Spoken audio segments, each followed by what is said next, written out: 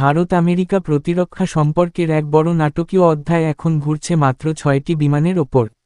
ভারতীয় নৌবাহিনীর জন্য 6টি বোয়িং P-8I পোসাইডন সামুদ্রিক নজরদারি বিমান কেনার পরিকল্পনা বহুদিন ধরেই ঝুলেছিল। 2021 সালে আমেরিকা এই ডিলের অনুমোদন দেয় প্রায় $2.42 বিলিয়ন। কিন্তু সময়ের সঙ্গে সঙ্গে চিত্র বদলে যায়।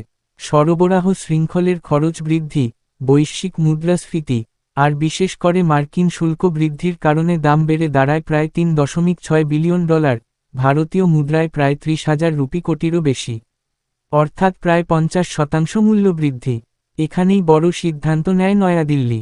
ভারত সরাসরি জানিয়ে দেয়, এই বাড়তি দামে চুক্তি হবে না। দরকার হলে ডিল পজ থাকবে, কিন্তু অতিরিক্ত মূল্য মেনে নেওয়া হবে না। এই পদক্ষেপ শুধু একটি প্রতিরক্ষা ক্রয় নয়, বরং একটি বৃহত্তর কৌশলগত বার্তা। কারণ একই সময়ে ভারতীয় অ্যাভিয়েশন খাতে বোয়িংয়ের সঙ্গে সম্ভাব্য 70 থেকে 80 বিলিয়ন ডলারের বাণিজ্যিক অর্ডারের আলোচনা চলছে। তার মধ্যে রয়েছে এয়ারলাইনার, ইঞ্জিন ও স্পেয়ার পার্টস। এর আগে এয়ার ইন্ডিয়া প্রায় 470টি বিমানের ঐতিহাসিক অর্ডার দিয়েছিল, যেখানে বোয়িংও বড় অংশীদার। এই বিশাল অর্ডার পাইপলাইনই ভারতের হাতে শক্তিশালী দর কষাকষির হাতিয়ার। সরকারের বার্তা পরিষ্কার, ভারত আর take it or leave it শর্তে প্রতিরক্ষা সরঞ্জাম কিনবে না। কৌশলগত প্ল্যাটফর্মের দাম হবে ভারতের নিজস্ব ব্যয় গণনা ও অর্থনৈতিক স্বার্থ অনুযায়ী।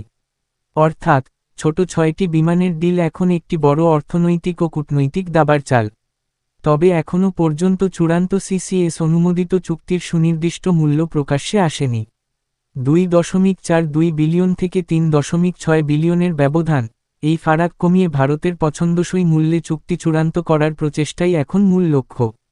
সার কথা, এটি শুধু বিমান কেনা নয়, এটি দেখিয়ে দেওয়া যে 80 বিলিয়ন ডলারের সম্ভাব্য বাজার নিয়ে বসে থাকা ভারত এখন নিজের শর্তেই দাম নির্ধারণ করতে চায়।